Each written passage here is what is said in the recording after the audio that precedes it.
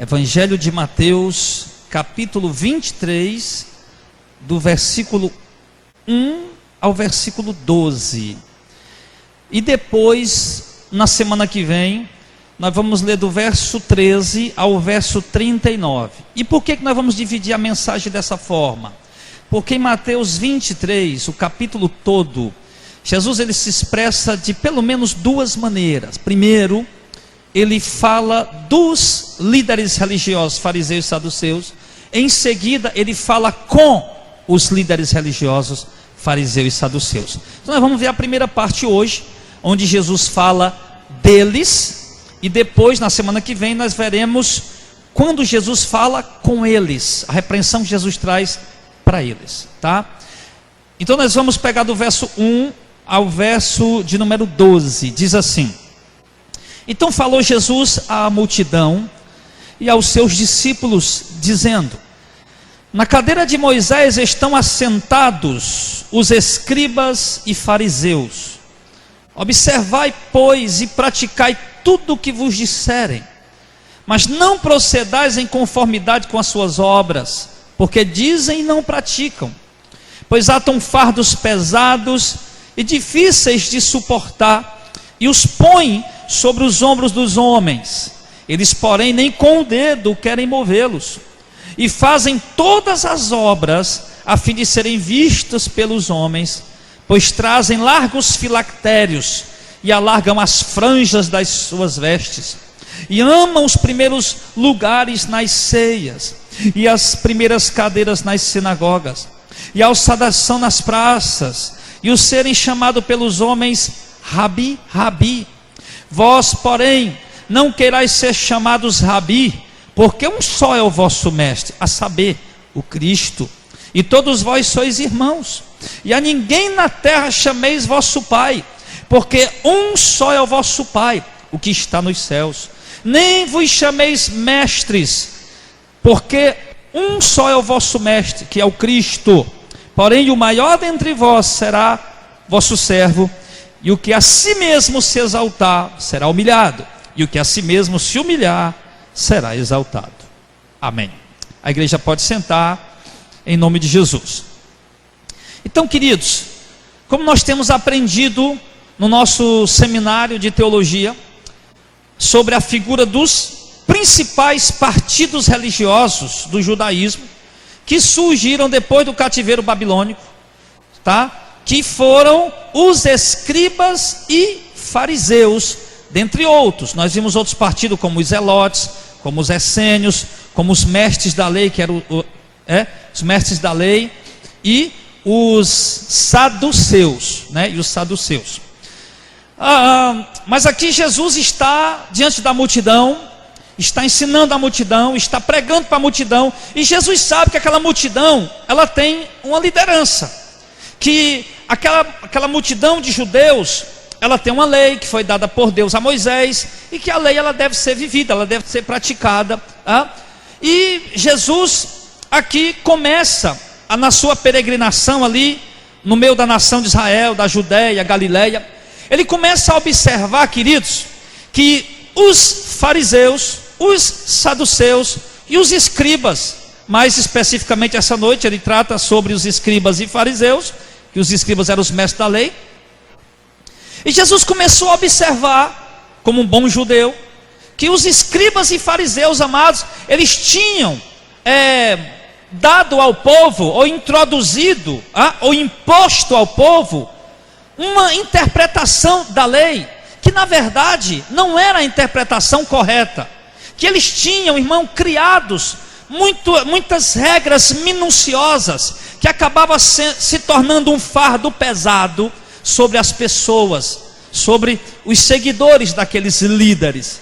E Jesus sabia de tudo isso, como nós vimos que os escribas, eles foram os principais líderes dos judeus no cativeiro babilônico, quando Judá foi levado cativeiro para a Babilônia, e ali os escribas se tornaram os principais líderes do povo.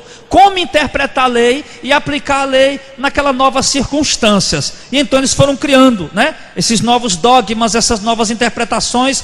Inclusive foram os escribas que criaram, aquela jornada de um dia, jornada do sábado, que no sábado não se podia andar mais do que 1 quilômetro ou 900 metros, tá? Se passasse disso, estava infringindo a lei. Só que a lei não dizia nada disso. Mas eles foram criando essas coisas, foram criando aquela coisa de lavar copos, jarros, aquela questão ritualística, impondo isso ao povo. Para quê?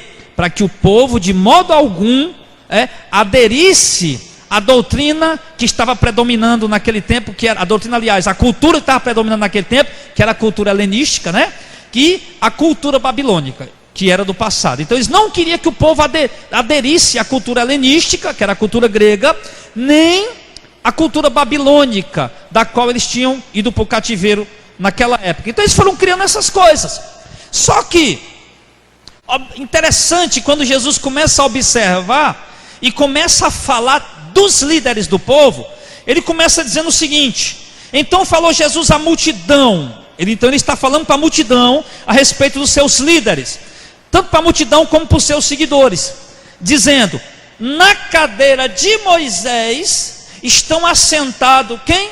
Os escribas e fariseus. Jesus podia ter dito também, ter usado aqui também os saduceus, mas Jesus quis colocar aqui apenas os escribas e fariseus. Por quê? Porque eram os escribas e fariseus que eram mais admirados pelo povo. Nós sabemos que os saduceus, o povo não gostava deles. Por quê? Porque eles simpatizavam com o helenismo. Os saduceus, de uma certa forma, em alguns aspectos, eles aderiram à cultura helenística, à cultura grega, e o povo não gostava muito deles. Eles, apesar de ser um partido religioso, mas eles eram políticos, Então Jesus dispensa nesse momento os saduceus e coloca aqui apenas os escribas e fariseus. Os escribas eram considerados como os grandes teólogos, vamos dizer assim na linguagem de hoje, como os homens mais versados na lei. Por quê? Porque eles eram os responsáveis de transcrever o Antigo Testamento para pergaminhos. Eles iam lendo e escrevendo, lendo e escrevendo, lendo e escrevendo. De tanto fazer isso, eles aprenderam a interpretar, eles aprenderam, decoraram, ficaram muito versados de fato na letra da lei. E então Jesus diz que eles, escribas e fariseus, é quem estão sentados na cadeira de Moisés. E nós precisamos entender o que é que significa isso, irmão. O que é que está sentado na cadeira de Moisés? Primeiro, quem era Moisés? O homem que deu a lei que o povo judeu tinha que cumprir. Então, quando se fala que alguém está sentado na cadeira de Moisés, significa que aquele que está sentado na cadeira de Moisés é quem está exercendo a autoridade eclesiástica sobre o povo. É ele quem tem a interpretação oficial da palavra do Antigo Testamento, da Torá, Ou seja, os escribas e fariseus eram quem tinha a interpretação oficial. Você está entendendo o que eu quero dizer com isso? Ou seja, quando alguém queria saber de Bíblia, corria para onde? De Bíblia não, do Antigo Testamento, da Torá, Então, quem queria saber da Torá, a interpretação da lei, corria para os escribas e fariseus, porque eles é quem tinham a interpretação. Como as pessoas fazem hoje com quem? Com os pastores. As pessoas têm dúvida, e elas correm para quem? Para os pastores. Pastor, eu não entendi isso. Pastor, eu não compreendi isso. Pastor, eu quero entender isso, eu quero compreender isso. E as pessoas correm para os pastores, acreditando que os pastores têm uma interpretação oficial da palavra. Mas eu quero dizer aqui para os irmãos, nós estamos aqui analisando esse texto, mas eu quero dizer para os irmãos que nós precisamos tomar muito cuidado em relação a isso. Porque, irmãos, ninguém nessa terra, homem nenhum pode dizer que tem a interpretação oficial da palavra de Deus. Homem nenhum. Isso é um perigo, porque as pessoas hoje têm a tendência de deixar de lado a palavra de Deus e seguir a homens. Por exemplo, nós vemos nos dias de hoje a liderança interpretando as 7 voltas que Josué deu em Jericó, interpretando aquilo como se aquilo fosse uma doutrina para a igreja. E o povo vai lá na igreja e o pastor interpretou: olha, Josué deu 7 voltas em torno de Jericó, então nós vamos fazer isso aqui também, porque Deus vai dar a vitória para a gente, Então eles acham que aquilo ali, não, está certo, o pastor disse, ele recebeu a revelação de Deus, a interpretação, e isso está errado, irmão. Então aí as pessoas começam a seguir heresia, começam a seguir uma palavra distorcida, achando, por quê? Porque acham que alguém tem a interpretação oficial da palavra de Deus. E aí, por isso que hoje existe uma confusão muito grande.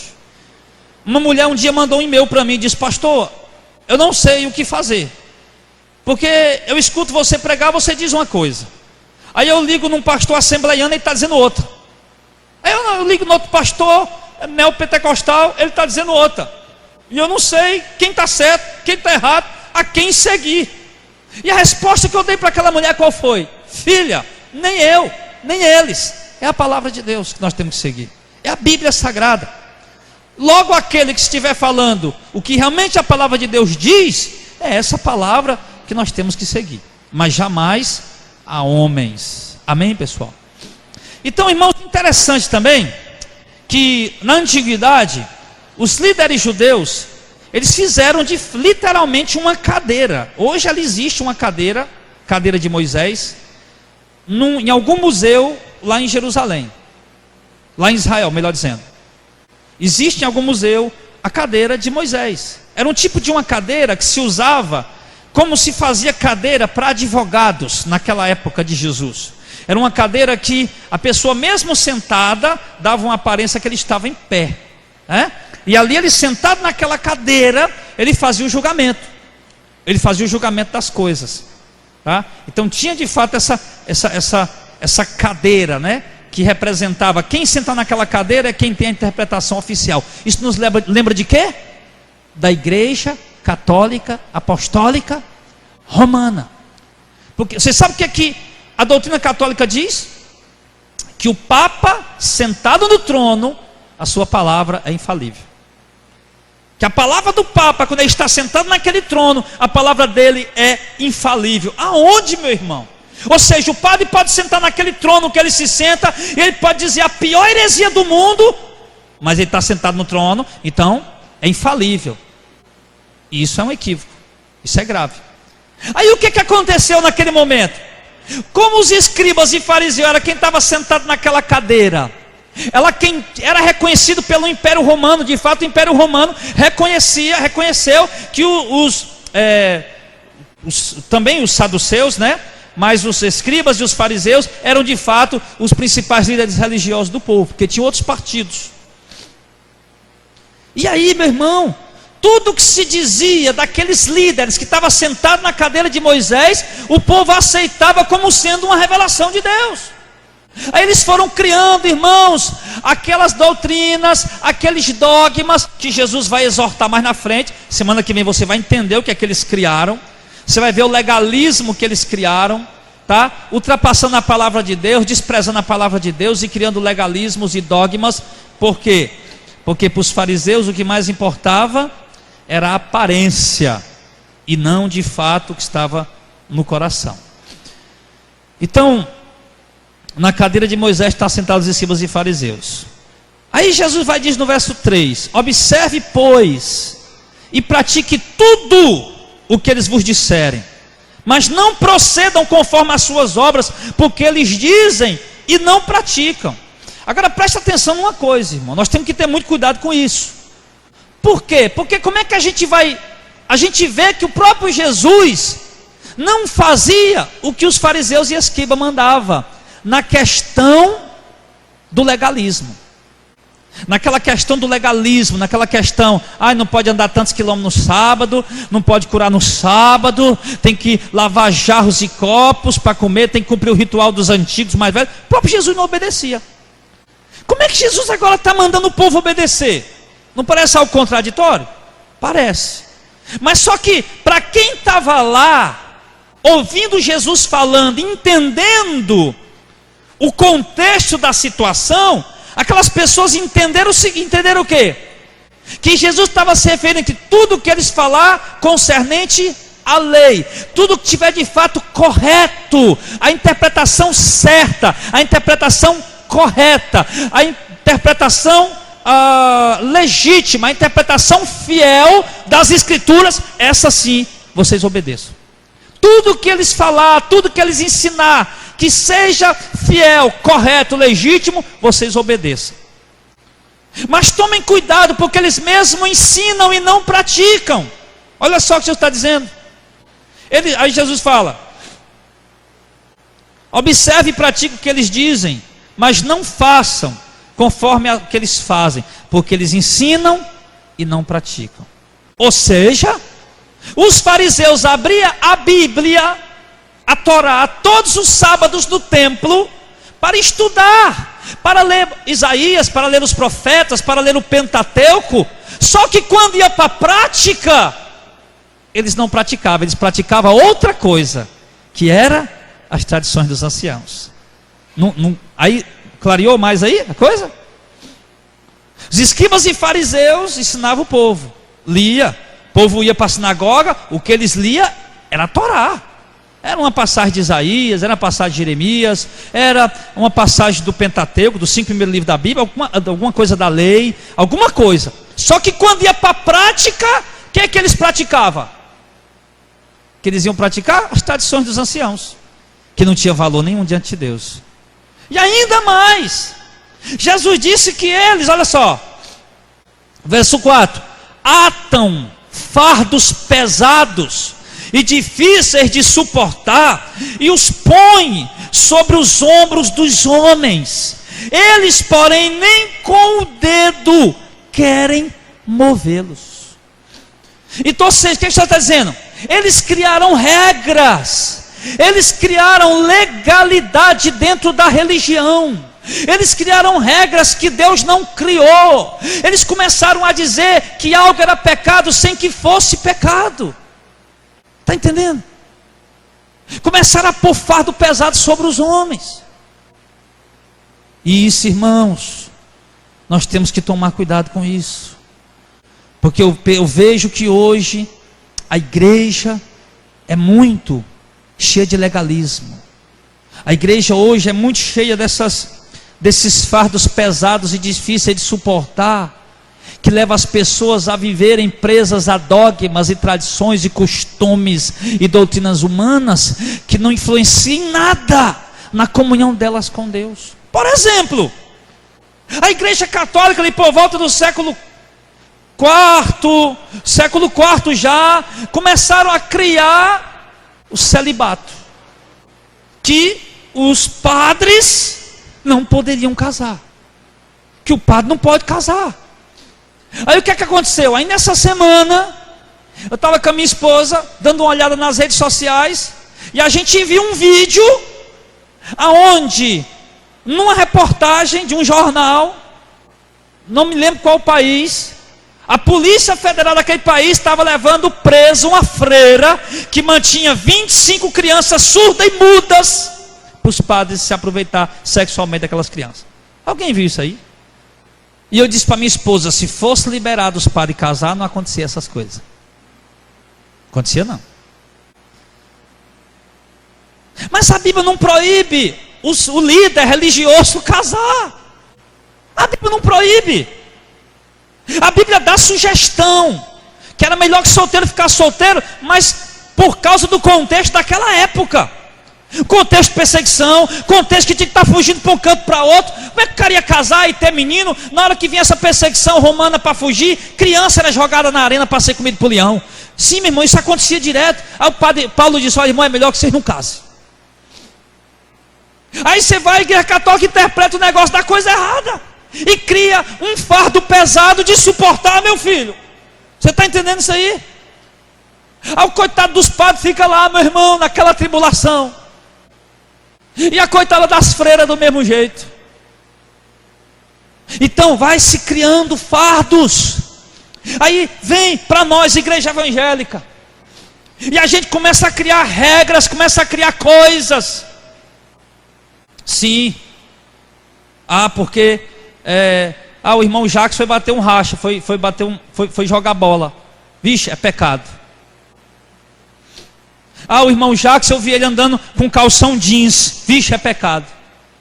Por isso que você vê no interior alguns irmãos lá de paletó e gravata coxado no pescoço, pedalando a bicicletinha dele com a mulher na garupa, andando léguas no meio do sol quente para ir, porque ele acha que se ele não tiver vestido daquele jeito, com paletó e a gravata amarrada no pescoço, e o lombo cingido com um paletó, ele não tem salvação para ele.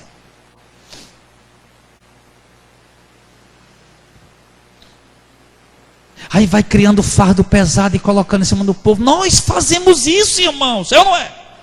A gente faz isso. A gente chega para um casal, por exemplo, aí vai pregar para casal. Olha, casal, vocês tomem cuidado, viu?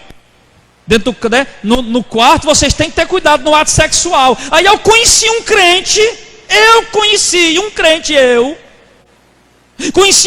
irmão, que ele tomava banho de roupa, que ele fazia sexo com a mulher dele, ele só baixava o zíper da barguilha, e a esposa dele vestida, irmão, porque ele achava que era pecado. Se Jesus viesse naquela hora, ele ficava.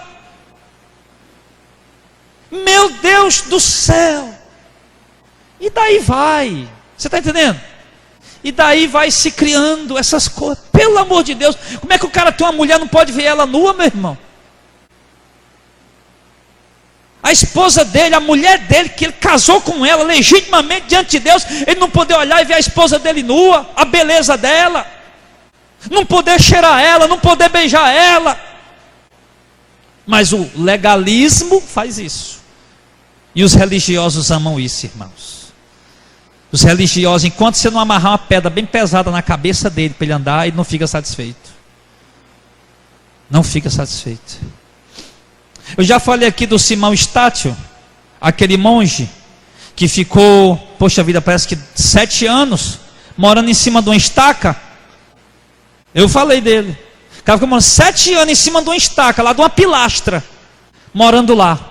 Nem tomava banho, né? Achando que aquilo ali ia santificar ele. Os essênios, se eu não me engano, irmão, foi mais ou menos 400 anos antes de Cristo, 200 anos antes de Cristo, mais ou menos.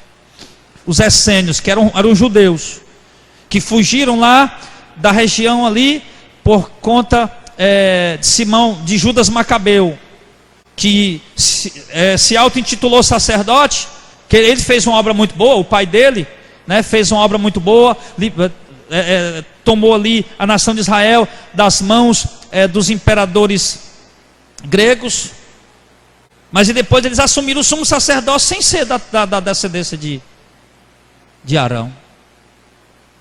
E os essênios não aceitavam isso. Aí os essênios foram fazer o quê? Foram morar lá no deserto, achando que morando no deserto, se autoflagelando, maltratando o seu corpo, comendo pouquinho, comida minguada, se maltratando, vivendo a ascese, que chama de ascese. É a autodisciplina do corpo. Quando pessoas maltratam a si mesmas, achando que eram mais santos do que os outros, porque faziam isso. Irmão, isso está cheio disso hoje na religião. O cara faz uma promessa, o São Francisco, ele vai sair daqui de Fortaleza e vai a pé, descalço para o Canindé, e chega lá com os calos desse tamanho embaixo dos pés. O outro faz uma promessa para ir lá em Aparecida do Norte, e chega lá, ele vai subir aquela escadaria de joelho, meu irmão, achando que ele está agradando a Deus com aquilo. Meu irmão, o fardo legalista. Vocês já devem ter visto por aí, ou no YouTube, ou em jornal, em reportagens, pessoas religiosas se autoflagelando, pessoas com chicote. Você já viu isso aí? Acho que vocês já viram, isso aí, a gente vê isso aí, o cara com chicote se martirizando, batendo nas costas, e o sangue pingando, o sangue descendo, achando que com aquilo ele está pagando os pecados dele, achando que com aquilo ele está pagando os pecados dele. Irmão, essa prática do autoflagelo, isso não vai ajudar você em nada.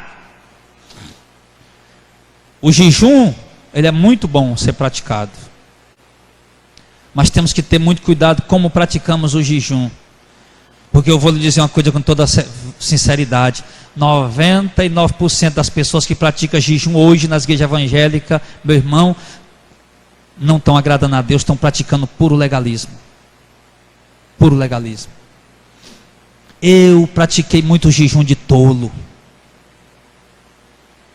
Eu patrulhei minha esposa de prova. Passava de semana em semana sem comer nada, só bebendo água. E às vezes comendo um pedacinho de pão, um biquinho de pão. Eu me lembro que eu passei uma semana, eu bebia água e comia um biquinho de pão, no meu dia, com um vinho, suco de uva, que era eu fazendo uma ceia. E aquele jejum para que era? Para me ser mais revestido do poder. E eu ficava desfalecendo, morrendo, agonizando, de dor no estômago, faltando os fôlegos, passando mal. Eu ia pregar, mal conseguia fazer as coisas, doente ali, adoecido, achando, e eu queria, eu dizia, não, tem que, eu for orar, tem que curar, tem que acontecer, porque eu estou jejuando. E aquele sentimento de farisaico, de que eu sou melhor do que o irmão ali, porque o irmão não está jejuando igual eu.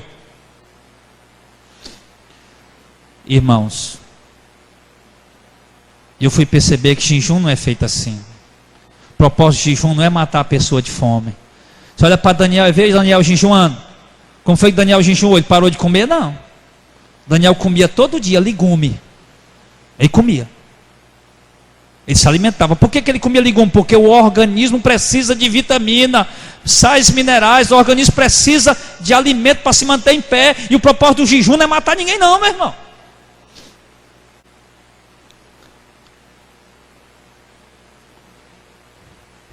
O jejum, a pessoa se abstém das coisas saborosas, prazerosas, né? Para ir mortificando a carne, mas não se abster ao ponto de adoecer e passar mal. Como eu peguei um problema no estômago gravíssimo, graças a Deus fiquei curado. Mas os escribas e fariseus eles colocam fardos difíceis de suportar. Difícil suportar. Estava lá o povo, às vezes, um animal caía dentro do buraco dia de sábado. Não posso ir tirar. Estava lá o camarada, às vezes, uma pessoa doente, passando mal, cheio de dor, para levar no médico dia de sábado. Não posso levar.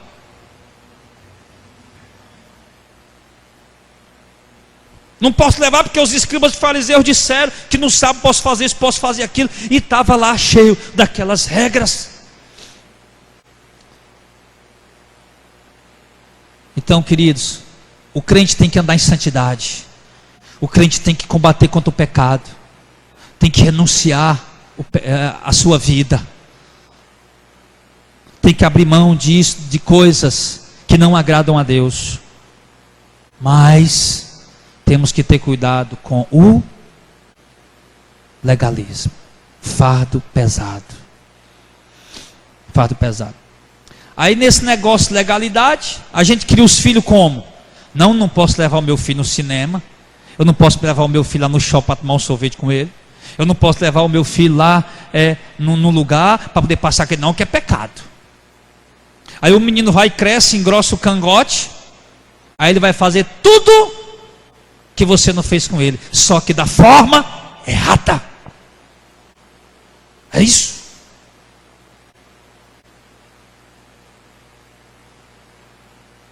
É por isso que a gente vê tanto filho. Alguém aqui conhece outro pastor além de mim? Levante a mão aí. Conhece, né? A gente vê tanto filho de pastor desviado hoje em dia. Deus guarde meu filho, meu pai, que ele não se desvie nunca, em nome de Jesus. Mas a gente vê tanto filho de pastor desviado hoje, já percebeu isso? Eu conheço muitos filhos de pastor desviado. Por quê?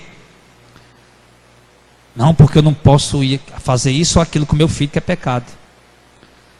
Aí cria o menino preso, trancado, não leva o menino para lugar nenhum, não sai com ele, não faz nada com ele junto, com pai, filho, família.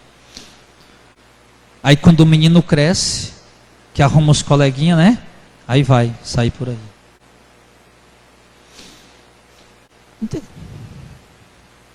Onde é que é pecado você sair com seu filho numa pizzaria comer uma pizza com ele?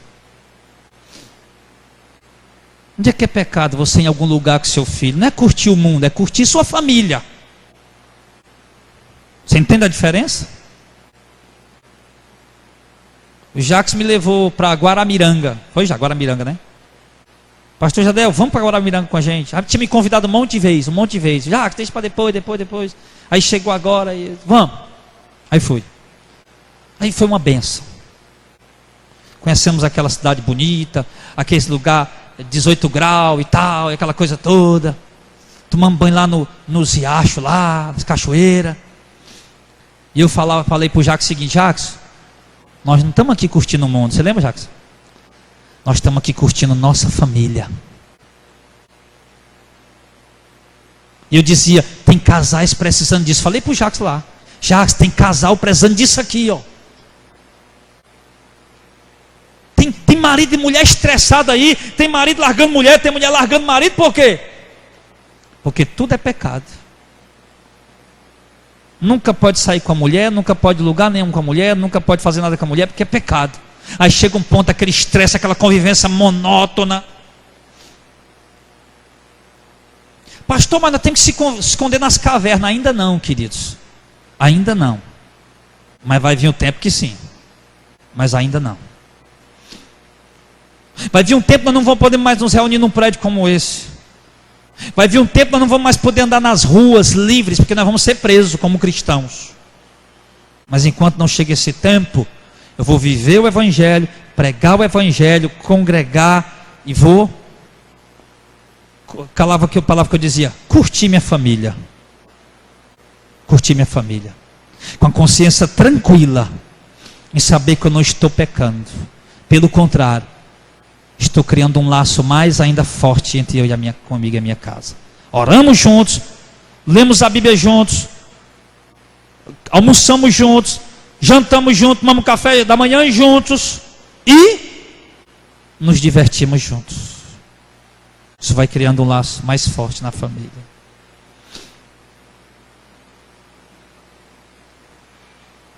Mas os religiosos, os fariseus, eles atavam um fardo pesado, difícil de suportar, e os põem sobre os ombros dos homens. Eles, porém, nem com o dedo querem movê-los, né? Não queria mover, botava o fardo para os outros, não movia com o dedo. Me lembrei, sabe de que agora, irmão? Me lembrei das igrejas neopentecostal, evangelista Heitor. Quando o pastor diz: se você tem fé, meu filho, doe aqui o seu carro. Você nunca vê o pastor doando o carro dele, não é? Se você tem fé, bota R$1.000 aqui dentro desse envelope. O pastor nunca bota R$1.000 dentro do envelope. Se você tem fé, dê o dinheiro da passagem, bote aqui e vai para casa a pé. E o pastor nunca vai para casa a pé. Ele bota um fardo pesado em cima do outro e ele não move nem com o dedo. Por quê? Porque ele mesmo sabe que é legalismo, que é fardo. E aí ele diz aqui,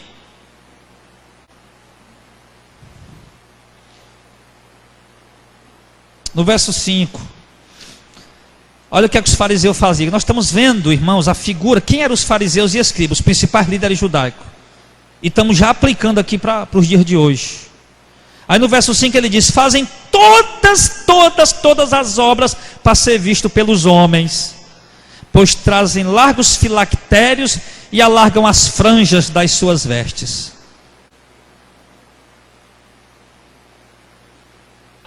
Tudo que eles faziam era para se amostrar. Tudo.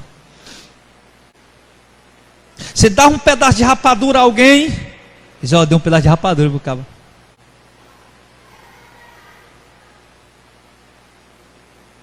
Tudo que eles faziam. E Jesus lá em Mateus, aqui em Mateus, se não me engano, capítulo 6, irmão, vão lembrar?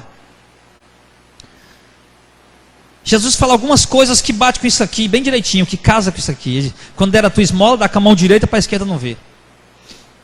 Quando jejuar, não fica triste não, molha a cabeça, faz para ninguém perceber que tu está jejuando, para que Deus te recompense. Quando orar, não ora em pé na sinagoga não, para parecer o santo, para todo mundo ver que tu ora muito. Não, quando orar, se tranca no teu quarto, que Deus vai te responder. Por isso que muitas vezes nossas orações não são respondidas. Por isso que muitas vezes nossos jejuns não têm resposta. Por isso que muitas vezes o que fazemos não é uma reação da parte de Deus, porque fazemos para nos mostrar. E Jesus diz: os fariseus fazem tudo para se exibir, tudo que eles fazem é a fim de aparecer. Aí ele vai falar aqui dos para ser visto pelos homens. Por quê? Para as pessoas verem, olha como aquele, olha o fariseu lá, os fariseus e os escribas, né? Que eram os líderes, olha lá nossos líderes ali como homens santos, né? Olha que homens santos, olha que homens santos. Aí Jesus disse assim: eles trazem largos filactérios. Eu acho que em outra tradução tem tefilins, é a mesma coisa. Pastor, o que é um filactério ou um tefilim? Filactério, irmão, ele significa, sabe o quê? O significado dele, há vários significados para filactério. Alguns deles significa amuleto, proteção, força. Os filactérios são caixinha de couro assim, pequenininha, tá? Caixinha de couro pequena, mais ou menos assim. E ela na ponta de uma tira de couro. E eles usavam duas. Dentro de uma delas tinha 2 pergaminhos pequenininhos, com 2 textos de Êxodo. E dentro da outra tinha 2 textos de Deuteronômio. Aí eles amarravam na cabeça com uma tiara, colocava bem aqui na frente a caixa de couro, puxava aqui, amarrava, e o nó ficava bem aqui na nuca. Aí estava lá. O quê? Porque lá em Deuteronômio 6 ele diz: atarás no meio dos teus olhos, né? E nas tuas mãos. Eles iam colocar no meio da testa a caixa contendo os escritos. E o outro filactério eles botavam no braço. Olha só como é interessante. Ele pegava aquela parte, né, da caixinha, colocava bem aqui, fazia uma oração, aí enrolava no braço, enrolava o braço até sair aqui, assim, aí terminava enrolando na mão. Por isso você vai ver algum judeu, tem um filme aí de Jesus segundo o Evangelho de João, que você vai encontrar aquele discípulo que André foi chamar, que estava, Jesus disse: eu te conheci lá debaixo da figueira, antes de Filipe te chamar, acho que é André, né? Aí ele disse, acho que era André. Aí no filme lá você vê o André com um negócio, uma tira de couro enrolada no braço, ele segurando bem aqui, fazendo oração. Não sei se vocês já viram esse filme. Aquilo ali é um filactério. Eles usavam 2, um na testa e outro na mão. Aí Jesus disse assim: eles fazem largos filactérios, fazer grande, né? Grandão, para pregar na testa, para todo mundo ver. E outra coisa, judeu a partir de 13 anos de idade já começava a usar isso aqui. Claro, ele não passava o dia todo com isso. Ele tinha as orações matinais na sinagoga, eles iam para a sinagoga, todo dia de manhã tinha uma oração, e eles usavam isso aqui, naquele momento que eles estavam lá. Aí eles faziam largos, grandes, para dizer o quê? Já que tinha 2 textos da Bíblia na testa, outro no braço, para dizer que estava entre a testeira dos teus olhos e nas tuas mãos. A palavra de Deus está aqui comigo. E as franjas, a mulher que entende de roupa aí sabe o que é franja melhor do que eu. Eu não sei explicar direito o que é franja não, né? Tem as franjas das roupas, as roupas dos fariseus, irmãos, ela tinha uma franja embaixo, na parte de baixo era frangida, tinha franjas. E aí eles faziam as franjas largas, né? Me diz aqui, ó, e alargam as franjas das suas vestes. E tudo isso significava o quê? Significava santidade. Santidade. Aquela caixa de couro com textos bíblicos na testa, outra no braço. Como era escondida aqui a do braço, né? Aí como eles queriam se amostrar, o que eles faziam? Eles podiam bem só enrolar e deixar aqui dentro, mas não. Ele enrolava no braço até sair na mão, para poder todo mundo ver. Quando via na mão dele a pontinha da couro, ele está usando o filactério.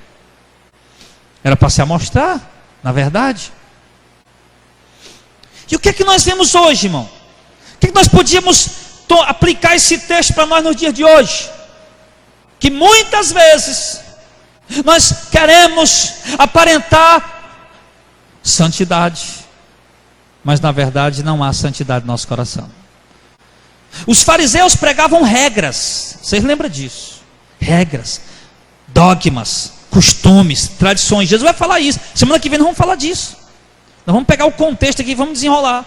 Pelo Espírito Santo vamos desenvolver aqui.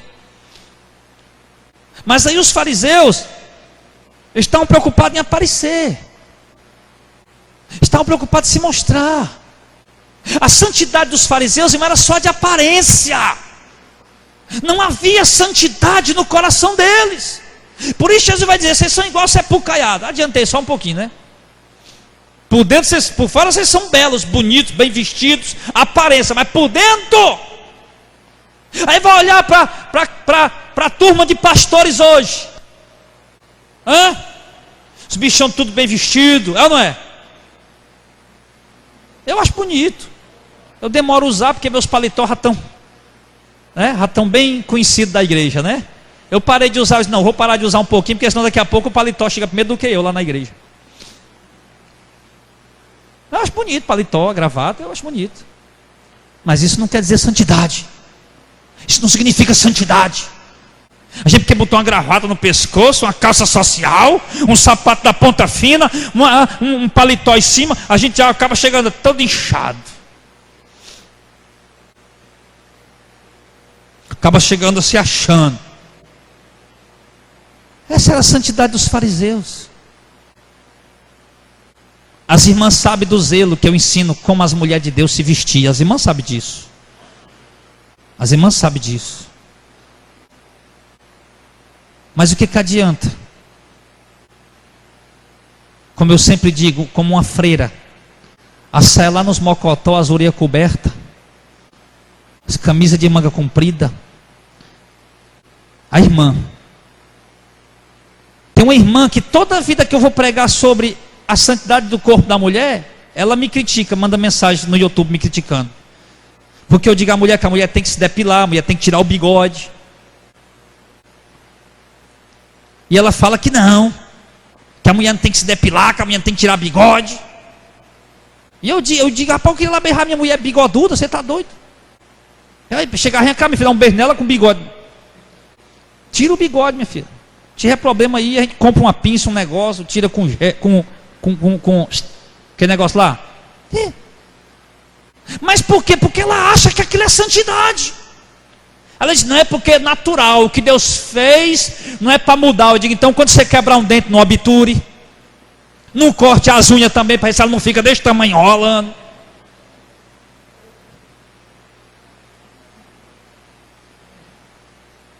Aí às vezes aquela aparência de santidade, não usa brinco, não usa batom. Não estou mandando as irmãs usar. Quando eu falo sobre isso, eu digo que se for usar essas coisas, use o mais moderado possível. Não é isso que eu ensino para vocês? É. Mais moderado possível. Mais moderado possível, é o que eu sempre digo.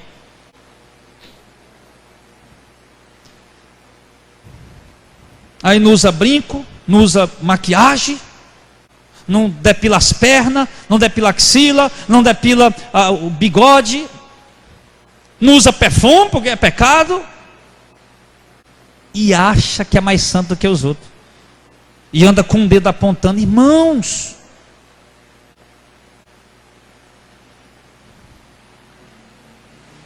a mulher de Deus tem que ser santa, mas não a santidade só na aparência.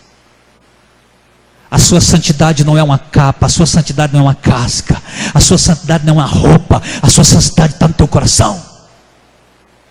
É no teu coração que se manifesta para o teu exterior. Sim.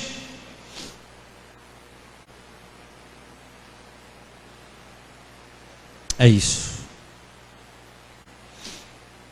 E eu digo aqui, quando eu estou pregando sobre santidade, se a minha mulher não tiver andando do rei que eu estou ensinando, ela que se conserte também. Eu não estou dizendo que ela não anda, né? Eu estou dizendo que se ela não tiver, eu não vou mudar a doutrina bíblica, porque não, a minha mulher não está andando direitinho, eu vou mudar. Eu não vou mudar, não. Ela que mude. E graças a Deus, ela mudou. Mas nós temos que entender, irmão, fazem todas as coisas para ser visto pelos homens. Trazem largos filactérios, alarga as franjas das suas vestes. Essa era a figura dos fariseus.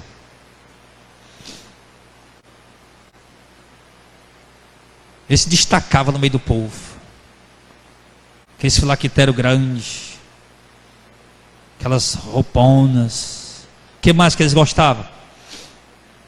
Verso 6. Amam os primeiros lugares nas ceias. Vamos fazer uma ceia, uma confraternização, uma festa judaica, né? Eles amam os primeiros lugares. Não é aqui, irmão, Entenda uma coisa. Às vezes a gente confunde isso aqui, né? Aí não, porque eu vou sentar lá atrás, pegar o pior lugar. Não é isso que Jesus está falando. Jesus está falando que eles amavam os primeiros lugares para poder ficar em destaque. Era isso. Não é que você não pudesse sentar na primeira cadeira. Lógico que você podia sentar na primeira cadeira. Mas Jesus está falando o que estava no coração. Tudo bem, o cara senta na primeira cadeira lá das ceias, mas o coração dele tá limpo, tá humilde, não tem problema. Mas o problema é que eles iam para se sentir os principais. Como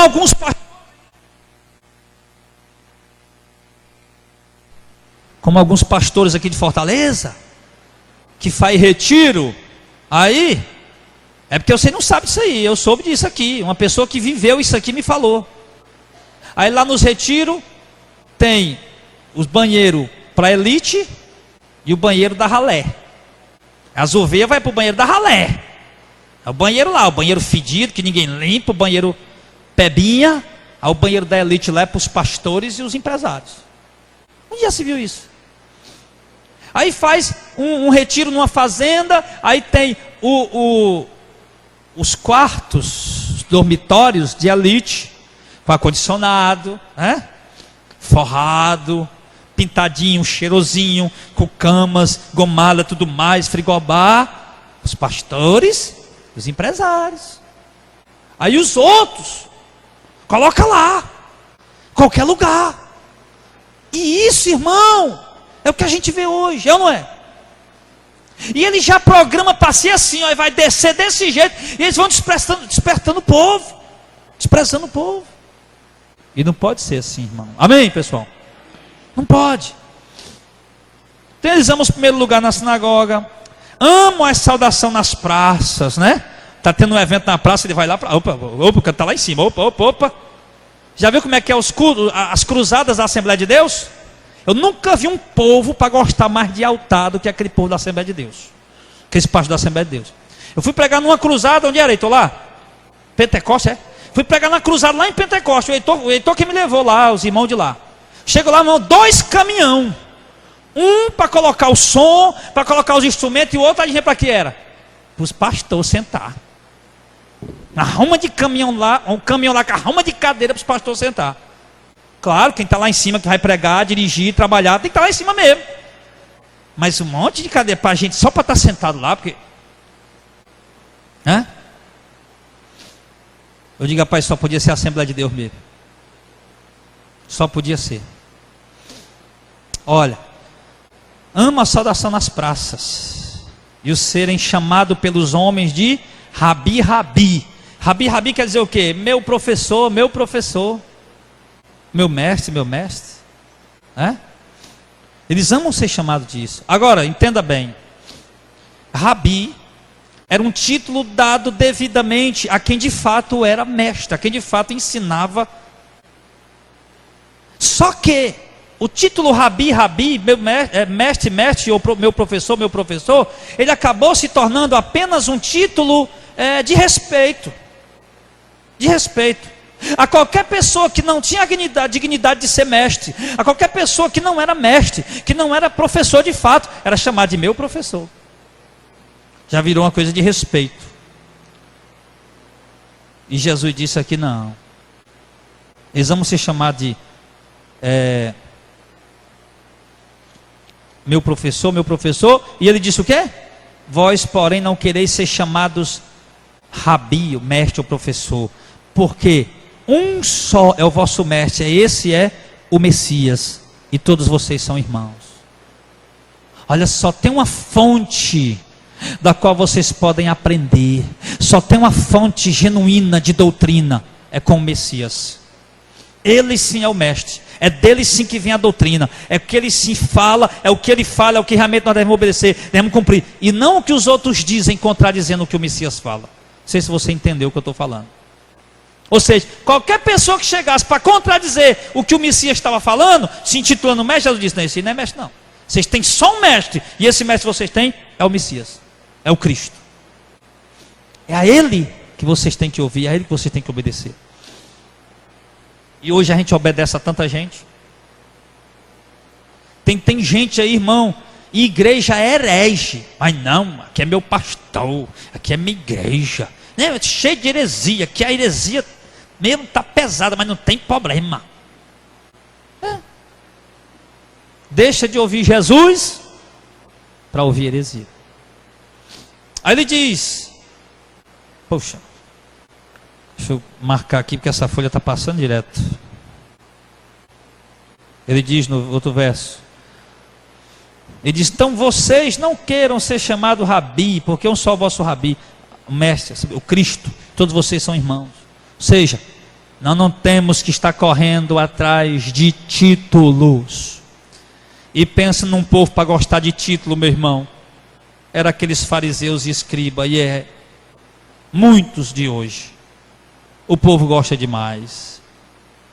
Já antigamente chamar o camarada era pastor. Para ser pastor já era uma honra para o camarada. Aí depois já viram que pastor era pouco, né? Botaram bispo. Aí depois que viram que não, bispo é pouco, vamos botar apóstolo. E correndo atrás de títulos.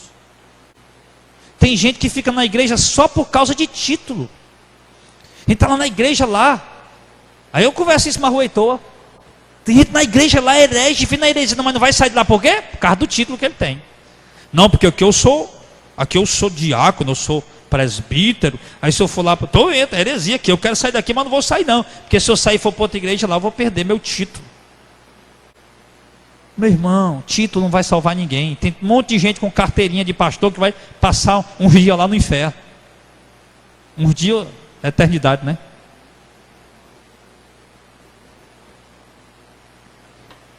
Aí o povo corre atrás de título. E a ninguém na terra chameis vosso Pai, porque um só é o vosso Pai, o qual está no céu, Deus, né? E, pastor, Jesus está mandando desonrar os pais? Não, irmão, não é isso não.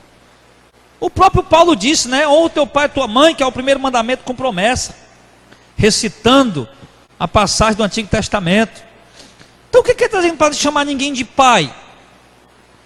Porque as pessoas chamavam os líderes também de pai, né? Ia chamar eles de pai. Eles queriam se dizer pais daquelas pessoas, colocar na posição de pai daquelas pessoas. E Jesus está dizendo, vocês só tem um pai que gerou vocês, que é Deus, né? Você vê Paulo humildemente algumas vezes chamando alguns de filho, né? Meu filho Timóteo, outros que ele gerou na prisão, o Onésimo, o escravo de Filemon, meu filho Onésimo, que ele gerou nas prisões. Mas Paulo não falava com prepotência, com arrogância, querendo tomar ser o maioral. Falava com humildade, falava no sentido de se compreender que era ele que tinha sido um canal de Deus para resgatar aquela vida para o Evangelho. Mas a diferença dos outros, que já falava com prepotência, com arrogância, ensinando o povo a honrar mais a eles do que os próprios pais. Jesus vai falar também disso aqui. Vocês desonram os pais de vocês, criando votos e propósitos para honrar a liderança de vocês. E quando na verdade vocês tinham que honrar mais os pais de vocês. E ele diz, no verso 10, nem vos chameis mestre, porque um só é o vosso mestre, o Cristo. Aí é a mesma coisa de rabi, professor, né? Aí ele vai e diz no verso 11, para aquela multidão, e falando ainda ali a respeito dos fariseus, e ele fala para os irmãos, olha, porém o maior dentre vós será vosso servo, e o que a si mesmo se exalta será humilhado, e o que a si mesmo se humilha será exaltado. Olha só, Jesus disse, olha, qualquer um de vocês aqui, que quiser ser o maior, deve ser o servo dos outros. Jesus ensinou esse princípio para os discípulos dele, quando eles estavam caminhando, chegando em Jerusalém. Os discípulos discutindo, quem é o maior, quem é o maior, quem é o maior. E Pedro estava dizendo, eu sou o maior. E os outros, João dizendo, o maior sou eu. Ele chamou até de ter filho do trovão. E Jesus perguntou, o que é que você estava discutindo no caminho? Aí, eles ficaram calados. E Jesus sabia que ele estava discutindo quem era o maior, mais importante. E Jesus vai falar, pega uma criança, bota no meio ali. Tá vendo essa criança aqui? Vocês têm que se tornar igual a ela, ou seja, tira essa ganância do coração, essa soberba, essa arrogância, essa prepotência, querer ser o maior. Quer ser o maior mesmo? Então vai limpar o chão. Quer ser o maior mesmo? Então vai trazer um balde d'água e lavar os pés dos outros. Quer ser o maior mesmo? Então vai fazer os trabalhos, vai fazer o serviço, vai servir a igreja, vai servir a obra, vai servir os irmãos, assim você vai ser o maior. Não adianta estar brigando por cargo. O maior na obra de Deus é sempre aquele que trabalha. É aquele que serve. E ele diz: o maior dentre vós será o vosso servo. E quem a si mesmo se exaltar será humilhado. Não adianta a gente querer se exaltar, irmão. Achar que nós somos mais do que alguém, que nós sabemos mais do que alguém, que nós conhecemos mais do que alguém, que nós somos mais importantes do que alguém. Sempre quando eu falo da importância dessa obra, eu falo com humildade. E eu digo, esse trabalho é diferente. Isso não nos torna melhor do que ninguém. Ser diferente não quer dizer que você é melhor do que o outro. Eu sou diferente do Jackson. Eu sou careca, ele não é. Eu tenho uma estatura, ele tem outra. Eu tenho uma cor de pele, ele tem outra. Enfim, sou diferente dele. Isso não me torna melhor do que ele em momento algum. E nem ele melhor do que eu. Então, mas o que acontece, irmão, é que hoje existe no meio cristão uma disputa nos ministérios de louvor. Quem canta melhor? Quem tem a vozona melhor? Nos tocadores, quem toca melhor? A gente vê uma disputa, os pregadores. Quem prega melhor? Quem é mais eloquente? Quem tem mais a voz de trovão?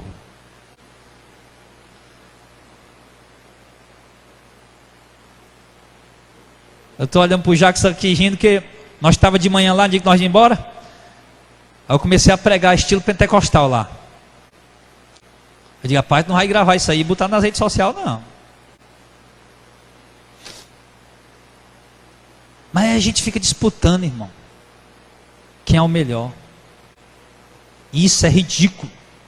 Isso é simplesmente ridículo. Isso jamais deve fazer parte do nosso meio.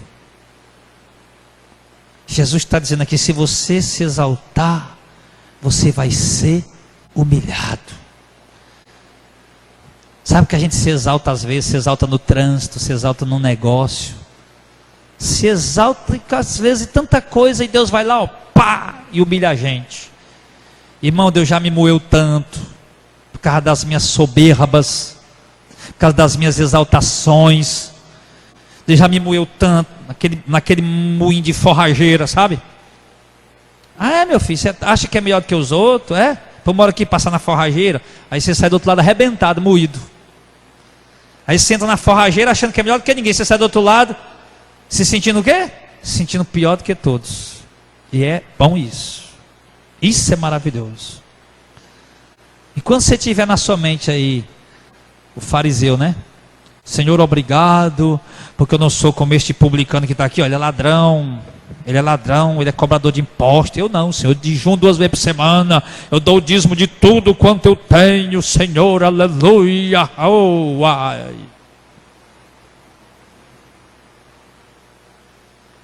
E a gente às vezes ora assim. Preste atenção, às vezes, como você ora assim. Isso não pode existir no nosso coração. É, mas pelo menos, Senhor, eu não fiz igual fulano. Não, mas foi o fulano que fez eu fazer. Que conversa é essa? Em tudo isso você está se exaltando. É chegar diante de Deus e dizer: Senhor, foi eu errei, eu pequei. O negócio foi fulano, não. Uma pregação, quando vem a exortação, você fica lembrando nos irmãos que ali acolá, e você em nenhum momento você pega para você. Quando a palavra na verdade está falando contigo, tu está lembrando dos outros. Então, meu irmão, quem se exalta, Deus humilha. Mas quem a si mesmo se humilha, o que é que ele faz? Ele exalta. para nós sermos exaltados por Deus, não é sair por aí pisando em cima das pessoas. Não é sair por aí achando que nós somos melhor que os outros. Nós sermos exaltados por Deus é a gente se sentir o menor. Reconhecer que somos o menor, ter isso dentro do nosso coração. Não é só aquela palavra hipócrita não, porque às vezes a gente fala só da boca para fora. Ah, eu sou o menor de todos, eu sou o mais fraco de todos. E às vezes lá no coração você não se sente isso. Então, queridos, Jesus está fazendo a apresentação dos fariseus. Esses aqui são os fariseus. Prazer, né? Os fariseus e escribas. Eles. Então aqui, nessa mensagem de hoje, que a gente vai estar encerrando, a gente viu essa primeira parte do verso 1 ao 12, Jesus falando, quem são os fariseus? Jesus mostrando aqui quem são eles. São aqueles homens que oram em pé para ser visto, que fazem as coisas para se mostrar, para se exibir, para ser visto. São aqueles homens, aqueles líderes, que sempre acham que o melhor tem que ser para eles, e eles exigem isso. Sim. Eles exigem ter o melhor, ser tratado como o melhor. Eles exigem isso, eles cobram isso. Eu contei para os irmãos que um amigo meu que faleceu, ele contou para mim de um pastor da família dele que ia almoçar em algum lugar com os irmãos da igreja ou com algum obreiro. E ele dizia para os obreiros que os obreiros só podiam pegar a comida depois que ele servisse a dele, porque ele tinha o direito às primícias, porque ele era pastor. Olha que absurdo. Ele exige. Eles exigem.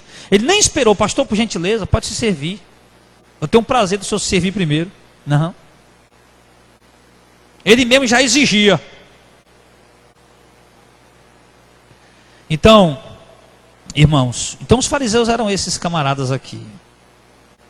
E se nós podemos identificar aqui em nós, há um pouco desse fariseísmo, um zelo sem entendimento das coisas de Deus, um zelo legalista, uma conduta legalista, religiosa, ritualística, sistemática, que não tem nada a ver com o evangelho, nada a ver, porque Cristo pregava, irmão, uma vida transparente, uma vida, uma santidade no coração. Não uma vida religiosa apenas, ritualística de alguma denominação, mas uma vida com Deus de fato, uma obediência a Deus, com liberdade, mas com temor e com amor.